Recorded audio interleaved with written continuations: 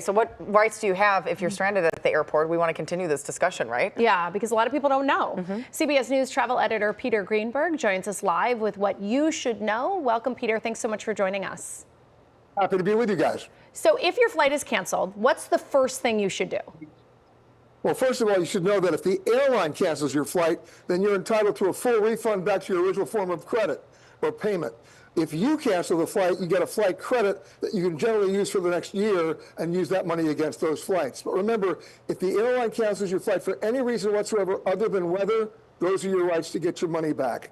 However, what we're dealing with right now is very few plan Bs and Cs because all the other planes will be full in terms of your rebooking options. The good news is if the House votes to do this, then by Friday we should start to be back on track, and by Sunday we will be on track 36 to 72 hours afterwards. It's really depending on how fast the controllers come back to work who've been calling in sick. That's the reason why they've been delaying, they've been cutting down the number of flights, because the controllers that are working cannot handle the capacity. When they come back, we'll be okay.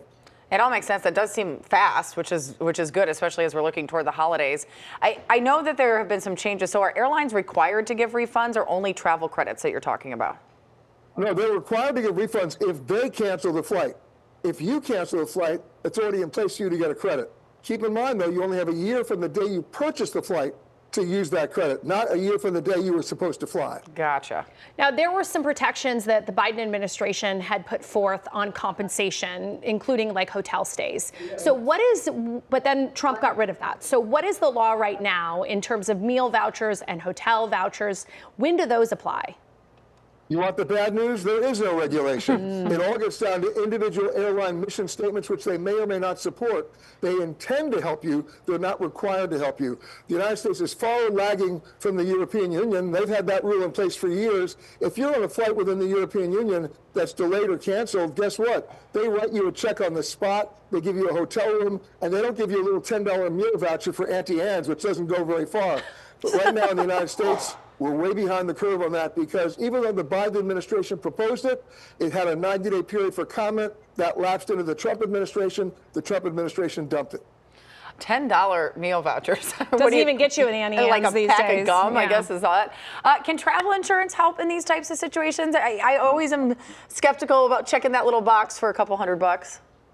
Do not check that little box. You should never buy travel insurance from the people who are providing the travel. Not only that, you want to have peace of mind, but when you check that box, you have no idea what you're being covered for, and even worse, you have no idea what you're not being covered for. That doesn't mean you shouldn't get the insurance. You can buy that from any travel advisor or travel agent, because then they can negotiate with you the hieroglyphics of that policy language, so it lets you know what you are covered for and what you're not covered for.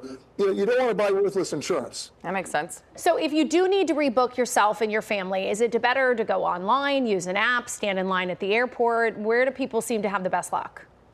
None of the above. It's an old concept, which I'll share with you. It's called the telephone. I know it's new to people. I know they have to see it to believe it. But your cell phone was actually built for conversations. Get on the line and call the airline. But here's a tip. If you call the 800 number in the U.S., guess what? You may be put on hold for 5 or 6 hours. Yeah. What I do, I call the 800 number for the airline in Madrid. In Paris, they have the same information that the guys do in Atlanta and Dallas. They answer the phone, I'm rebooked. Wow, that's a great tip. I never would have thought of that. But now that we give it away, right? Will it change? Everybody, yeah. Well, so people will be calling Paris as well as Madrid and London and all those things. So if someone has a trip coming up, what's your best advice for just staying calm in this chaos? Because I was even with people yesterday who were having to fly, and they're looking at their phone. It didn't get canceled, but you could feel the anxiety that's out there right now. Don't look at your phone. I keep telling people that. What you got to do instead is get an app. Either flightaware.com, flightradar24.com, or Flighty, because what these three apps do, and they do it very well, is they track the actual tail number, the aircraft number that's assigned to your flight.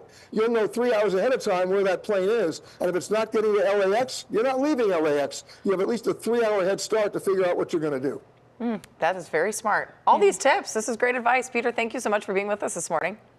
You got it.